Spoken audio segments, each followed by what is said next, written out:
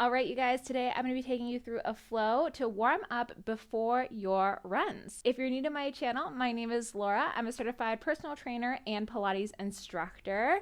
And if you're not already subscribed to my page, go ahead and hit that subscribe button so that you can continue to get wellness tips, fitness tips from my channel.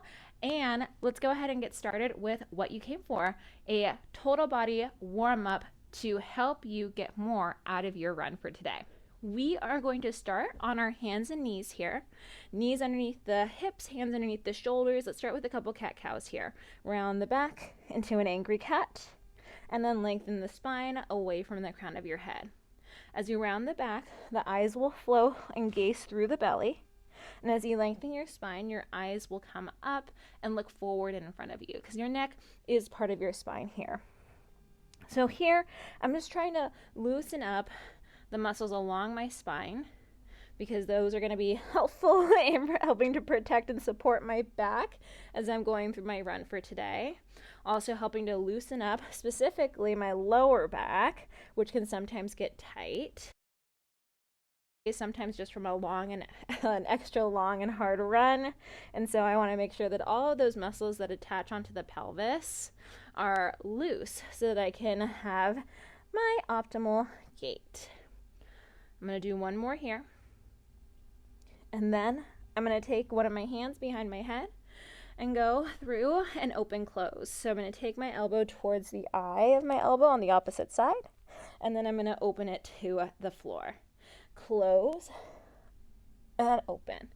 So even though this could be seen as an upper body warm-up, I like it because it also, one, helps to activate my core muscles that are going to support my back during my run.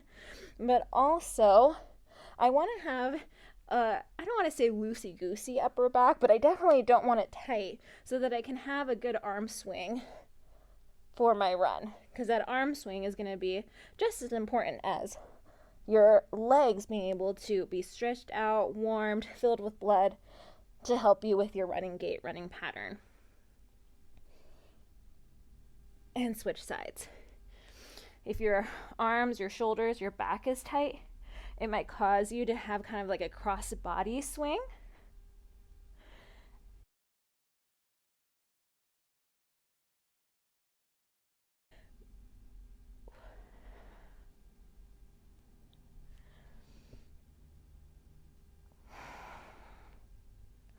Last one here.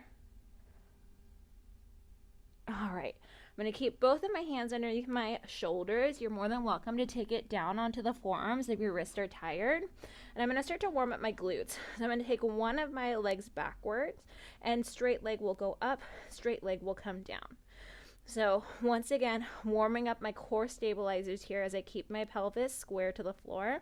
So I think my shirt line, I want to keep that facing forward. My pant line or my legging lines, I want to make sure that that's also facing forward to the ground and not turning upwards towards the sky. 2 more here for 10. Here I'm warming up my hamstring, my glutes, and I'm going to switch sides. Other leg. I like this one also because I think about lengthening my leg out of my hip more than I think about lifting it to the sky. And so for me, I can feel that energy, that lengthening out of the hip socket and lengthening my hip flexor as well. One more. Then I'm going to go into fire hydrants. So I'm going to go back to my left side. That was the first side I started with. Open it to the side and then lower it down. Open it to the side and then lower it down. Still, all of these are helping me to focus on my core anti-rotation. I really want to make sure that my energy during my runs is helping me go forward instead of energy being lost in that twisting sensation or that cross arm swing. This is 9 for me. 1 more for 10. And then we've got the other side, fire hydrant up and down. So here we're working on the external rotation of the hip, warming up glute min and med on the outside of the hip. For me, I'm feeling extra tight in my inner thighs. Not really sure why, but that's okay. And so as my leg comes up, I can feel that stretch through my inner thigh. It actually feels really good. One more. Okay, going back to my left, that was the first side I started with. And now I'm gonna go into hip circles. So I'm gonna keep my leg at a 90-degree angle and lift it upwards towards the sky, outwards towards the side, and then bring it downwards towards the floor. And again, lift, open, and down. Mobilizing my hip socket while also warming up, bringing blood flow to the muscles that are attaching to my pelvis. 3 more. I'm thinking that I'm really trying to hug something imaginary behind my knee. So think of an imaginary ball, an imaginary weight. Last one. And then we're going to do the other side. I'm going to face you so that you can see the other side. Now you could, if you needed to, come onto your hands and knees and go through the same hip circles here. If your wrists are getting tired, if your belly's getting tired, that bigger surf area of your hands to the floor, you might find more support there.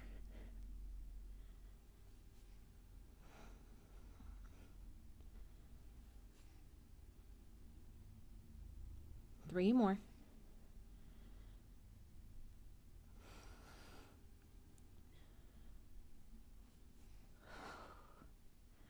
All right, we're going to come up into a high kneeling position. And I want you to take one of your legs forward. So now we've got 90 degrees in one leg, 90 degrees in the other leg. Take your hands, reach them forward, open it. So I'm trying to reach my arms away from one another and then close. Stay with the same side. Open and then close. Back leg can be flat or tucked if you need more stability, your choice. Your belly is supporting your back here. So I have that activation, like I have my trying to button a top tight pair of jeans with that top button, or trying to zipper my vest up. I'm going to do 2 more here before I switch sides.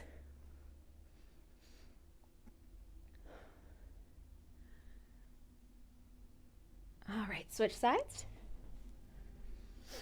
Long arms, long hip. Toe can be tucked or flat, your choice.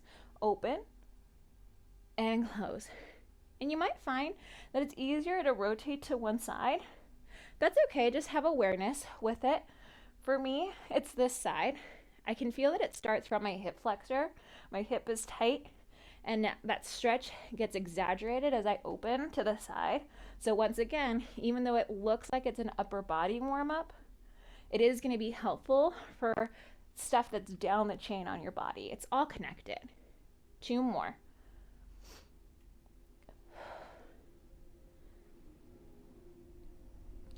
Awesome job. Okay, so I'm going to stay with this leg that's in front, but maybe make it a little bit more forward.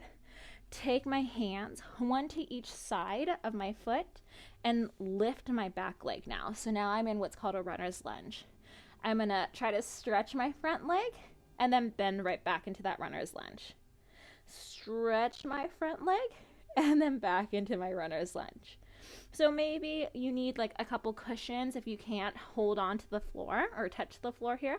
That's okay. Feel welcome to grab some yoga blocks, a couple books, make a stack.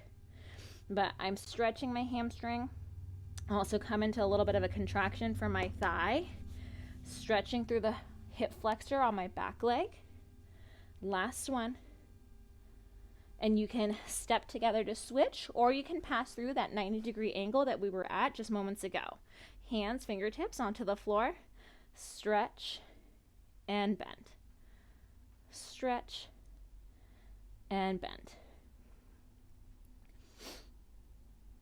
This side, I can tell my hamstring is a little bit looser.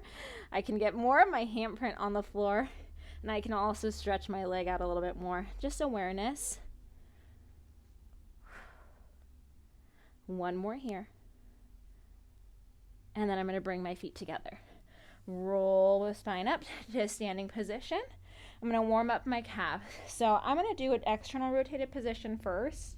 So that's a Pilates V for me, or making my feet kind of be able to fit a pizza slice in between them. I'm going to lift my heel bones up and lower down.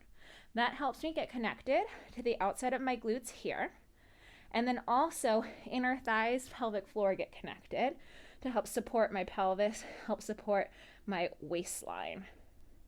3 more.